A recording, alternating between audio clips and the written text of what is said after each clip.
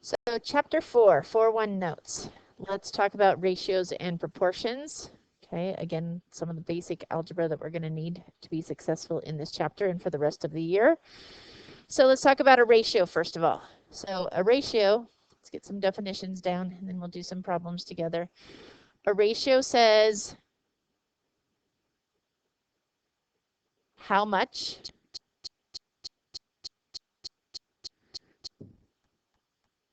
of one thing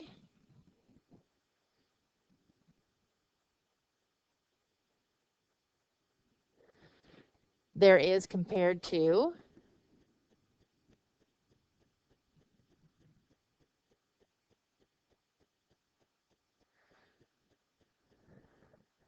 another.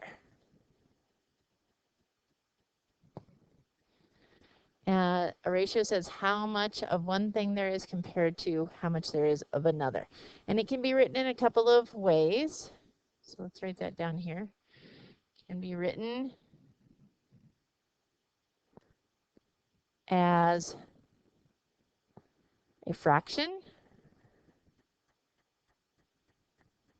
Okay, like 5 to 12. Like for every 5 girls in a class, there are 12 boys in a class, something like that. Or it can be written this way, 5 to 12, with just a colon between the two numbers. Those mean the same thing, okay, when we're talking about a ratio. And then a proportion, on the other hand, is two ratios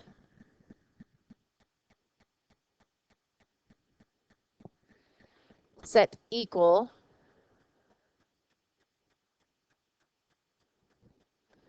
to one another.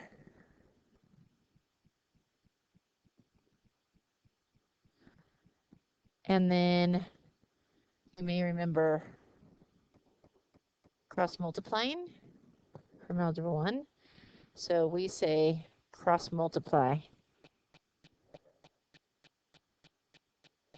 to solve proportions. Now, before we go on, I think we need to do a little quick review. So I'm just going to put that up here. A little quick review of a little side note of some algebra stuff to make sure that we're on the same page. And so you don't have issues with this stuff. So if I just ask you for what does x plus x equal? Okay, I know I'm probably going to get two different answers from people. And the answer should be x plus x is 2x. And if you're somebody who maybe was going to tell me something different, if you put an s on the end of it for yourself and treat the x like an object, like if I asked you what's 1 apple plus 1 apple, you would tell me 2 apples. So what is 1x plus 1x? It should be 2 x's. Okay, if you say it to yourself that way, maybe it will help if you've ever had a problem with that. And if I ask you what's x times x, be careful. Remember, for multiplication, the only thing we can use is either a dot, right? Because we're in algebra now. Only thing you can use is a dot or parentheses. You can't use an x like you would have maybe like in 3rd grade. Okay, so x times x, also written as x times x dot or parenthesis, that should mean or should equal x squared to you. Okay, because remember, when you're multiplying like bases, x is your base, you are adding exponents. Okay, you're adding exponents, and each of those exponents is a 1. Okay, all right, and then if I ask you, well, let's do this one then. How about x times x squared? All right, again, we're multiplying, so you should be keeping the same base, which is the x, and adding the exponents, which should give you 3, because this is a 1 right there, okay, without it being written. What's in blue would not be written. Okay, so then what if we put a coefficient in front of it? 2x times x to the 4th, let's say. Well, the 2 is like it's multiplied by, if you will, for a moment, like it's multiplied by this 1 that's sitting there in front of the x to the 4th. So again, the blue would not be written. But if you go ahead and do that, then the 2x, 2 times the 1 will give you the 2, and the x to the first times the x to the fourth would give you x to the fifth, because you're adding those exponents again. Okay, and then 5. What if we ask you to do something like 3x plus 5, that quantity times x minus 2? So remember, you need to use distributive property. Some of you may call it FOIL. Okay, but we're going to call it distribute in this class. So that means that you're going to multiply your 3x to both of those. Okay, that will give you the, well, 3x times x is 3x squared, right? Think about what we just did. X times x, multiplying like bases, you add the exponents. And then the 3x times the negative 2 will give you minus 6x. And then your next step, you're going to distribute the 5 to both of these. Okay, so the 5 times the x is going to give you plus 5x. And the 5 times the negative 2 will give you minus 10. And then, of course, you always combine like terms and put them in descending order based on the power, meaning x squared should come before x to the first, should come before x to the 0, which is the constant. Okay, so you're going to have this as 3x squared. Negative 6x's plus 5x's will give you negative 1x. Remember, we don't write ones in front of variables. Okay, so it's just going to be minus x minus 10. All right, so those two multiplied together would give you that as a final answer written in standard notation. Okay. All right, so hopefully that should help you come back to that quick review if you start struggling with anything that we're about to do. Okay, so here we go. Number 1 is what we would call a proportion if you look at that definition. It's 2 fractions, right? 2 ratios set equal to one another. So we are just going to cross multiply. Remember, by cross multiply, we just mean to multiply across the equal sign. It doesn't matter if you put this one equals this one, or if you did this one equals this one. Doesn't matter what order you do it. So what I like to do, what I'm a fan of, is I like to just look for the x first and go with that one, because most of us like the x on the left. So I'm going to say if I went that way first, I would have 2 times x, which is 2x. And then if I go this way next, I'll have 3 times the 10, which will give me 30. Of course, divide both sides by 2, and x will equal 15. Okay, again, I'm modeling for you exactly what work should look like. The next one, I again am looking for the x when I cross multiply. So I see x up here, so I'm going to multiply these two first. And I'm going to actually suggest that you write it as 3 times x plus 3. Now, how do you write that correctly? If you simply write 3 times x plus 3 like that, you've got a problem. Because really, that's only 3 times just the x. You must have parentheses around this. Okay? All right, so with a little more room, you've got to have parentheses around that so that you distribute the 3 to the entire thing. Equals, and then if you go ahead and go this direction, 6 times 4 is 24. Okay? All right, different ways to solve this, but if we go ahead and distribute this 3 in here, 3 times x is 3x, 3 times 3 is 9, equals 24. You can go ahead and try to solve this yourself, and then come back. So if we subtracted 9, you would have 3x equals 15. Divide both sides by 3, and x will equal 5. Okay, again, we're just trying to get down that algebra stuff that will make us successful in this chapter. Okay, so keep working with this stuff. All right, next, anytime you see our ratios written like they are in 3, change it immediately. So it does matter which one's written first.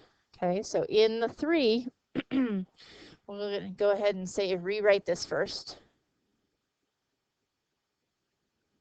Rewrite this first. All right, so since the x is first here, it means it goes on the top. So it's going to be x over 12 equals, and in this one, since the 6 is first, it means the 6 is on the top. So 6 over x. Write it that way for yourself so that it's much easier to see your cross multiplication. Again, I'm looking for the x's first, so I'm going this way, and I'm saying x times x is going to give me x squared equals, and now I'm going this way, 12 times 6 is going to give us 72. Okay. Now you might remember from Algebra 1, how do you solve an x squared? Okay, if it's just equal to a number, we're not doing anything too complicated, then you're just going to say, well, I'm going to take the square root of both sides. Okay, we know that taking the square root undoes a squared. So if I take the square root and you are the one that puts in the square root, then you have to remember that if you put in the square root, you're going to get plus or minus. I like to remind students that this 2 right here is really the key. If that says squared, then you should be getting 2 answers, okay? And the 2 answers will be taken care of by having the plus and the minus. Now, if you know how to do perfect squares, right, and you are comfortable doing square roots, please understand, I do not want you to do those yet. You know that I never expect you to do anything that I have not re-taught you, okay? So we will hold off doing square roots, okay, and perfect squares, if you will, in a later chapter, okay? So we'll tell you when we want you to do that. But as far as right now, this is going to be a calculator activity, okay? So you can go ahead and turn off the video and make sure that you get this right. Figure out, help each other out, figure out how to find this on your calculator, okay? But if you type in the square root of 72, so some of you will type the square root symbol and then the 72 and then push equals. Some of you on your calculators will have to push the 72 and then the square root and then the equals, okay? If you're on a graphing calculator, you type exactly what that says, the square root and then the 72, okay? But we're not required to have a graphing calculator, so let's figure out each of your calculators. If you are getting it correct on your calculator, you should be getting something like 8.48528137 ... Dot, dot, dot just means it goes on forever. Okay, it's going to continue on. And I'm going to ask you guys to round, okay, round to the nearest hundredth for this chapter. And that's only on this type of problem. So our rules still apply, right? The entire year we have only accepted fully reduced fractions or improper fractions. That's it. That's the only thing we've taken from you guys, okay? And we have said so far no decimals and no mixed fractions. So that still holds true. This is only if you have an x squared problem, okay, like we did here. So only if we have an x squared problem, I'm going to just tell you that if there's no directions, okay, if there are directions, obviously follow them. But if there are no directions, round to the nearest hundredth for this chapter. Okay, again, only for this type of problem. So we are going to say that x equals plus or minus 8 point, now rounding to the nearest hundredth, guys, means 2 decimal places. I'm underlining the second decimal place. So it's that 8 we're talking about. Remember, if the number next to it is a 5 or above, it means round up, which changes the 8 to a 9. If it's a 4 or below, it means round down, which means leave the 8 alone. So your only choice is to either leave that 8 as an 8 or change it to a 9. And in this case, rounding would say to change it to a 9. So plus or minus 8.49 would be your 2 answers that we would expect from a squared problem. Okay. Again, write yourself a note that if there are no directions, then round, okay, that's what we just practiced, round to the nearest hundredth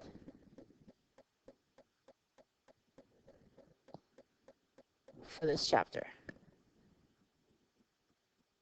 Now, we don't want to do all this lovely work and then miss points because we don't know how to round. So if that's what's bothering you guys, make sure you just ask somebody for help, come and see me for help, whatever it is, okay? But get a little review on that and be sure to check your answers super, super carefully, okay? Alrighty then, on number 4, I see a proportion, right? Because I see a fraction equaling a fraction. We know we're going to cross multiply like we've said before, and you know that I always say, look for the x's. Well, notice the x's are everywhere. So the order doesn't matter which way you go, guys, so just pick one. If I'm going like this, then you need to understand I expect to see you write 4x minus 1. It's a quantity in parentheses again, times the quantity of x plus 5. And then if we say equals and you go this way, we're going to say that means I've got to do the 2x minus 1 times the quantity of 2x plus 3.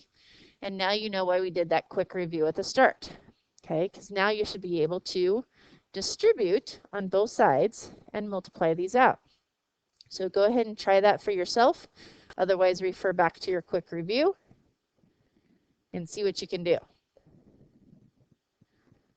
All right, so here, distributing the 4x to both of those.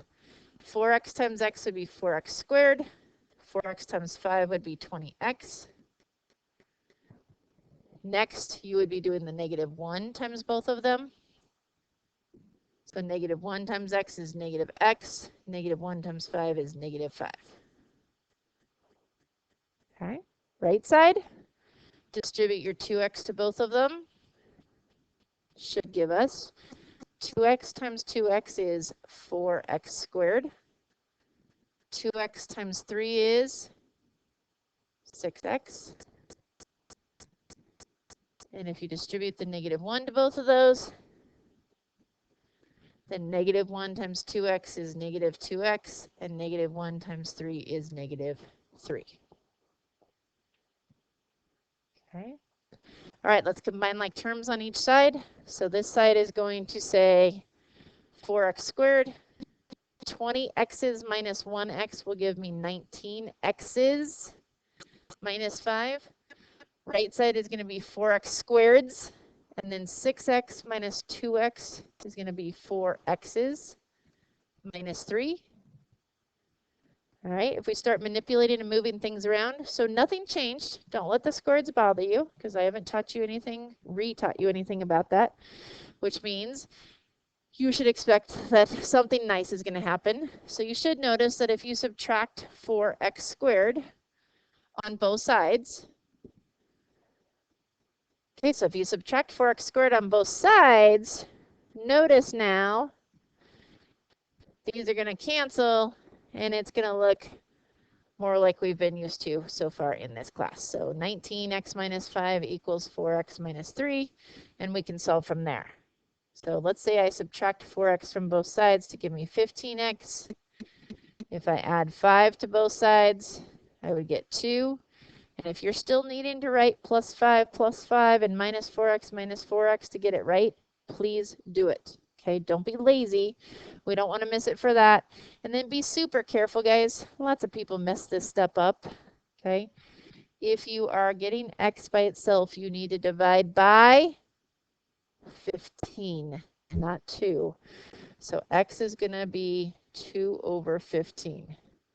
Does that reduce? Nothing goes into 2 and 15 besides themselves, okay, and 1, and therefore 2/15 is your final answer. You should be comfortable with fractions. Okay. All right, so for the next types of problems, let's give ourselves some directions first. Okay, so this is what you're going to be doing over and over. So let's say set up each proportion. All right, so I expect to see your proportion. It's part of the directions. Okay, so set up each proportion. Make sure you're showing me that. And then let's make sure that you also include units. Okay, these are word problems, so you've always got to have units with your answers.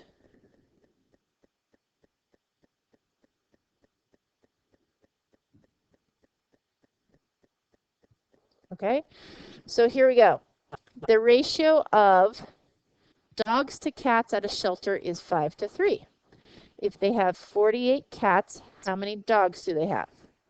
So guys, when I see a ratio problem like this, and I know I'm just comparing two things, right? That's what a ratio does. If you go back and look at the definition, how much of one thing you have compared to another.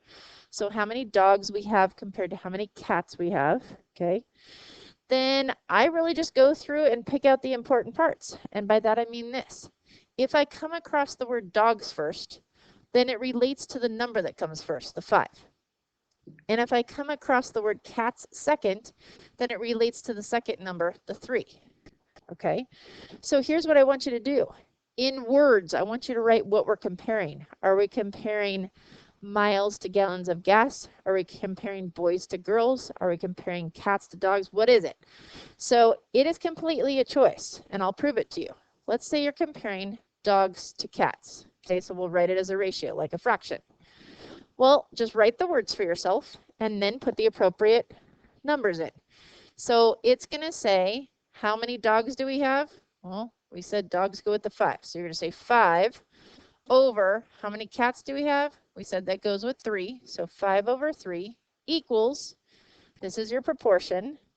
It now says if there are 48 cats. All right, so think about this fraction. Where do cats belong? In the numerator or the denominator? Well, notice the way you wrote it, cats are in the denominator. So you should be putting 48 cats in the bottom and saying, if there's 48 cats, how many of them are dogs? Notice dogs are in the numerator, okay, here in words, and that's why the X goes in the top, because you don't know that. All right, as soon as you write that, then you are ready to solve your proportion, right? Two fractions equaling each other. So if we cross multiply, I'm looking for the X first, so I'm going this way.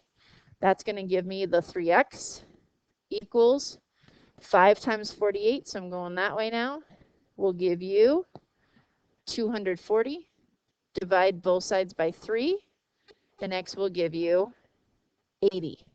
And this is what we mean. You don't want to leave just a regular 80 because it's a word problem. So is this 80 tacos? 80 dogs? 80 boys? What is it? Okay, so make sure that you have a unit with it. You'll get points just for units also.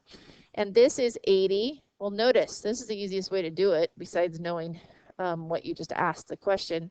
Since the X is in the numerator and that aligns with the word dogs, that's what the units are. Okay, when it's tougher, that's how I go with it. So it's going to be 80 dogs. Now let's just show you real quickly. Let's get rid of some of this stuff so it doesn't confuse anybody. Let's just show you real quickly that if you had chose to do this differently, it would still work. Okay, so off to the side, let's say you decided to do cats to dogs instead of dogs to cats. Well, okay, again, you still have to look at the information. Cats went with the 3, so you'd have the 3 on top of the 5 because the 5 went with the dogs. Equals, if they're asking you how many dogs do you have, right? Dogs are in the denominator, that's what you don't know. For 48 cats, and cats are in the numerator, there's the 48. Now notice what's going to happen. If I look for the X first, I'm still doing 3 times X. And if I go this way, 5 times 48, it's still giving me 240. Well, since you flipped both of the fractions over, guys, it should make sense that this work is going to be exactly the same. And either way, you're still going to get X equals 80. Notice where the X is now. It's in the denominator, and that's next to the word dogs. So it's still 80 dogs. Okay. There are different ways to do some of these problems that we'll experience in the next couple of days, guys. I'm going with the ones that I think students are most successful at and the simplest way for them to be done, okay, from experiencing what students like. So there are different ways to do some of these, especially with the stuff that's coming up, okay? But here we go. On 6, so candy eating contest, we got Bill eating 7 candy bars in 2 minutes. How many could he eat in 9 minutes? So if I ask you what are the two things being compared that we're going to write a ratio of, I hope you're thinking it's candy bars versus minutes. Okay. Really just need to be able to go through and pick out those important parts. So again, and I'm only going to solve it one way this time since we proved it last time that it works both ways. I'm just going to say candy bars to minutes. Okay, and start that way. Again, since Bill eats 7 candy bars in 2 minutes, well, 7 goes with the candy bars over 2 minutes equals how many can he eat in 9 minutes? So notice the 9 minutes goes down with the minutes. How many can he eat is on the top.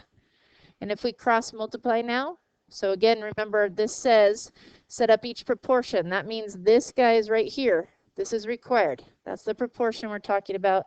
And I do also want to see those words from you. Okay, so continuing on with our work, looking for the x first. If I went with the 2 times x, I'll have 2x. And now if I did 7 times 9, I will have 63. Divide both sides by 2, and x equals 31.5, right? So there's our rule. It's a nice decimal that ends. Okay, we've always said it has to be fractions or nice decimals that end. This one ends. Okay, so I'm fine with us saying 31.5 or, okay, 31.5 because we don't do mixed fractions. So 31.5, and what are these? They are candy bars. Okay, now sometimes in word problems, the biggest problem, if you will, is the wording. Okay, so we've always said go back and read that and make sure you're really answering the question. So let's change it a little bit. The way this one reads, 31.5 candy bars is your answer. But what if? Let's do a little what if. So what if this question said, how many candy bars